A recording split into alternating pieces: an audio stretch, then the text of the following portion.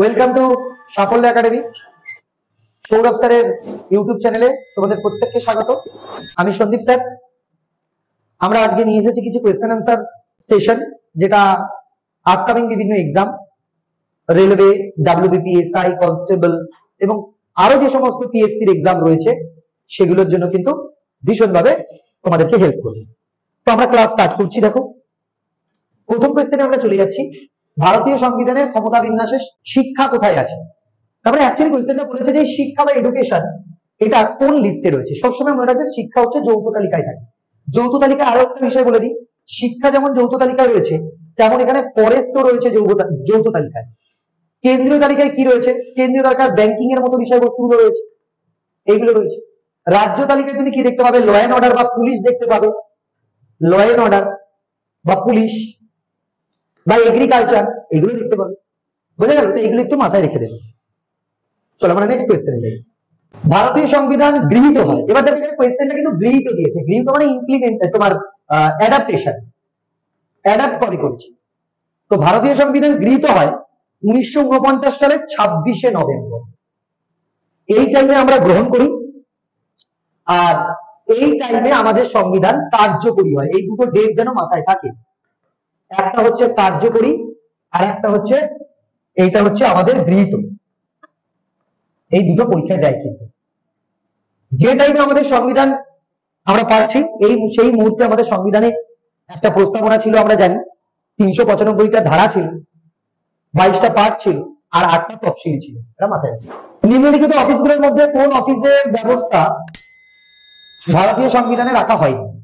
তো দেখো, রাজ্যসভার ডেপুটি চেয়ারম্যানের কথা তো আমরা জানি, লোকসভার ডেপুটি স্পিকারের কথাও শুনেছি, রাজ্য আইনসভা মানে স্টেট লেজিসলেচারেও ডেপুটি স্পিকার থাকেন, বাট এই যে ডেপুটি প্রাইম মিনিস্টার পোস্টটা এটা কিন্তু আমরা সংবিধানে নেই।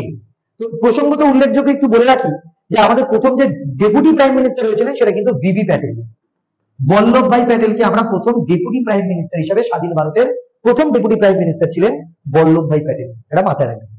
ভারতীয় সংবিধানে কোন আর্টিকেলে গ্রাম পঞ্চায়েত গঠনের কথা বলা হয়েছে? গ্রাম পঞ্চায়েত। দেখো, প্রথম কথা, এই 40 নম্বর আর্টিকেল উত্তর থেকে হবে, কিন্তু এখানে যে কটা আর্টিকেল দেখতে পাচ্ছি সব কটা আর্টিকেল কিন্তু একটাই পার্টের অংশ। সেটা হচ্ছে কত নম্বর পার্ট? সেটা হচ্ছে পার্ট 4। নাম কি? ডিপিএসপি। প্রত্যেক কটা আর্টিকেল ডিপিএসপি আর্টিকেল, কারণ ডিপিএসপি আর্টিকেল 36 থেকে 51 এর মধ্যে যায়। কিন্তু দেখো, 4টে আর্টিকেলই তো ডিপিএসপি এর মধ্যেই রয়েছে, মানে 36 থেকে 51 এর মধ্যেই তো রয়েছে। তাহলে 40 নম্বর আর্টিকেলেই রয়েছে গ্রাম পঞ্চায়েত গঠনের বক্তব্য বা প্রসঙ্গ তুলে ধরা হয়েছে। 41 নম্বর আর্টিকেলে right to work, right to এডুকেশনের কথা বলা আছে।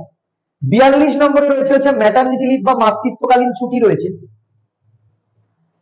আর 43 নম্বর ধারায় রয়েছে কি? 43 নম্বর ধারায় কুটির শিল্পের প্রয়াসের কথা বলে দেওয়া আছে। ক্লিয়ার? তো এর মধ্যে ইম্পর্টেন্ট হচ্ছে কি? 42 নম্বর, যেটা মাতৃত্বকালীন ছুটি, খুব ইম্পর্টেন্ট। এবং 40 অর্থ কমিশন গঠিত হয়। অর্থ কমিশন মানে একটু আগেই বললাম ফিনান্স কমিশন। 280 নম্বর আর্টিকেলের উল্লেখ রয়েছে ধারায়। একজন তো সভাপতি থাকবেনই, তাহলে এই ফিনান্স কমিশন বা অর্থ কমিশন তৈরি হয়। টোটাল মেম্বার হচ্ছে 1+4। একজন থাকবেন চেয়ারম্যান আর বাকি 4জন থাকবে আদার্স মেম্বার বা অন্য। তাহলে টোটাল মেম্বার কি থাকে? 1+4। তাহলে একজন সভাপতি, ইনি হচ্ছেন সভাপতি বা চেয়ারম্যান, বাকি 4জন সদস্য নিয়ে তৈরি। মাথায় রাখবেন। সংবিধানের কোন সংশোধনে পঞ্চায়েতকে শাসনতান্ত্রিক মর্যাদা দেওয়া হয়েছে? তো এটা বলে রাখি, পঞ্চায়েতি রাজ ব্যবস্থা যেটা, তার জন্য যে সংবিধান সংশোধন করা হয়েছিল সেটা হচ্ছে তোমার কত? 73তম সংবিধান। একটু বলে দিই, 73তম সংবিধান এবং 74তম সংবিধান, এই দুটোই হয়েছে 1992 সালে। 73তম সংবিধান সংশোধন করে পঞ্চায়েত ব্যবস্থাকে আনা হয়েছে, আর 74তম সংবিধান সংশোধন করে মিউনিসিপ্যালিটির কথা নিয়ে আসা হয়েছে। মিউনিসিপ্যালিটিকে অন্তর্ভুক্ত করা হয়েছে। এটা এই দুটো তো খুব ইম্পর্টেন্ট, এটা মাথায় রাখবেন। ভারতীয় সংবিধানের কোন ধারায় অনুদানের কথা বলা আছে? অনুদান মানে গ্র্যান্ট ইন এড। দেখো, অনুদানের কথা আমরা কোথায় পেয়েছি? 275 নম্বরে রয়েছে, 282 নম্বর ধারায় রয়েছে, বাকিগুলোতে নেই। তো এটা উত্তর হবে। ভারতীয় পঞ্চায়েতি রাজ ব্যবস্থা, আবার শ্রেণী কোয়েশ্চেন, ত্রিস্তরীয় স্ট্রাকচার। ভারতীয় প্রজাতন্ত্রের প্রথম নাগরিককে ফার্স্ট সিটিজেন অবশ্যই আমাদের রাষ্ট্রপতি। এই মুহূর্তে আমাদের রাষ্ট্রপতি কি আছেন? দ্রৌপদী মুর্মু ম্যাডাম। তিনি আমাদের 15তম রাষ্ট্রপতি, 15th প্রেসিডেন্ট অফ ইন্ডিয়া। মাথায় রাখবেন। এত তারিখে যখন ভারতীয় সংবিধান লেখার কাজ শেষ হয় তখন কোনটি অন্তর্ভুক্ত ছিল না? Common question. দেখো, মৌলিক কর্তব্য ছিল না। মৌলিক কর্তব্য সংবিধান যখন লাগু হয় উনি এই ডেটে ছিল না, কারণ মৌলিক কর্তব্যকে অ্যাড করা হয়েছিল 42তম সংবিধান সংশোধন করে, এবং এই 42তম সংবিধান সংশোধন হয়েছিল 1976 সালে। তো 1976 সালে 42তম সংবিধান সংশোধন করে মৌলিক কর্তব্যকে সংবিধানে যোগ করা হয়, কিন্তু সংবিধানটা অলরেডি এই তারিখে আমাদের গ্রহণ হয়ে গেছে, তাহলে এই তারিখে বাকিগুলো থাকলেও মৌলিক কর্তব্য ছিল না, এটা মাথায় রাখবে। এবং এখানে জন্য বলি, এখানে একটা কমিটিও তৈরি করা হয়েছিল যাকে আমরা বলি শরণ সিং কমিটি। এই কমিটির রেকমেন্ডেশনে মৌলিক কর্তব্যকে সংবিধানে যুক্ত করা হয় এবং আলাদা করে একটা আর্টিকেল করে দেওয়া হয় যার নাম 51A। এটা মাথায় রাখবে, ঠিক আছে? এবং এর পার্টটাও কত? এর পার্টটাও হচ্ছে পার্ট 4A।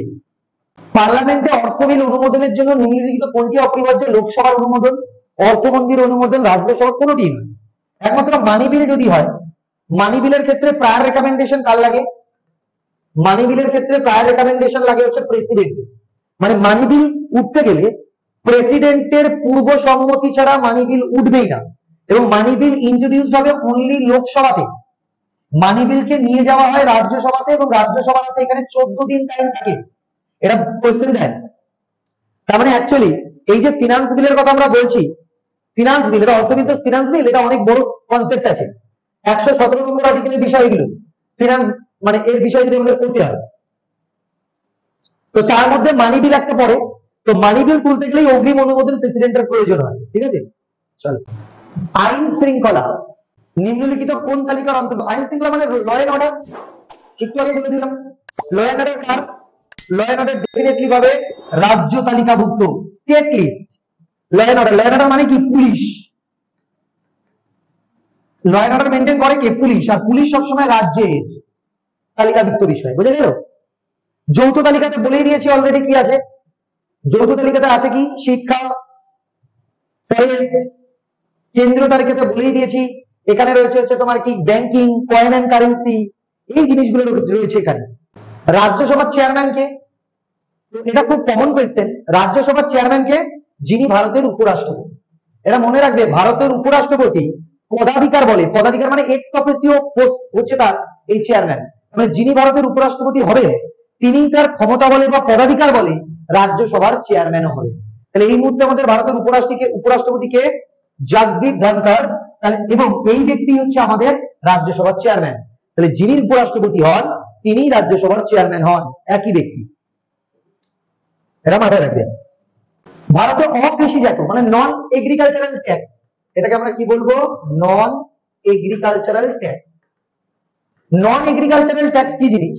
মনে করি নন এগ্রিকালচারাল ট্যাক্স, এটা লেভি মানে চাপায় হচ্ছে সেন্ট্রাল গভর্নমেন্ট, এটা হচ্ছে কালেক্ট করে সেন্ট্রাল গভর্নমেন্ট। মানে ট্যাক্স মানে চাপাবেও হচ্ছে সেন্ট্রাল, তুলবেও সেন্ট্রাল, এবং এর একটা পয়সাও স্টেটকে দেয় না, পুরোটাই সেন্ট্রাল গভর্নমেন্টের থাকে। এমন কোন অপশন কি আছে? হ্যাঁ, কেন্দ্রই ধার্য করে এবং পুরোপুরি নিয়ে নেয়, ঠিক আছে? এটা হবে উত্তর। ভারতীয় সংবিধানের কোন ধারায় ভারতের নাম ভূখণ্ডের কথা বলে দেওয়া আছে? 1 নম্বর ধারাতে। 1 নম্বর ধারা তুমি যদি পড়ো সেখানে কি দেখবে? যে India that is Bharat as a union of state rather than a federation of states। তাহলে এখানেই তো আমাদের দেশের নাম ভারতবর্ষ, যাকে আমরা ইন্ডিয়া বলছি সেটাই আমাদের ভারতবর্ষ, তার উল্লেখ রয়েছে। এই তো এই হচ্ছে আমাদের আজকের সেশন ছিল। আশা করি তোমাদের ভালো লেগেছে সেশন। এরকম কোয়েশ্চেন আনসার নিয়ে আমরা আসবো আবারও। তোমরা ভালো থেকো, পড়াশোনা করো, এবং ভালো লাগলে অবশ্যই চ্যানেলটিকে সাবস্ক্রাইব করো। Thank you.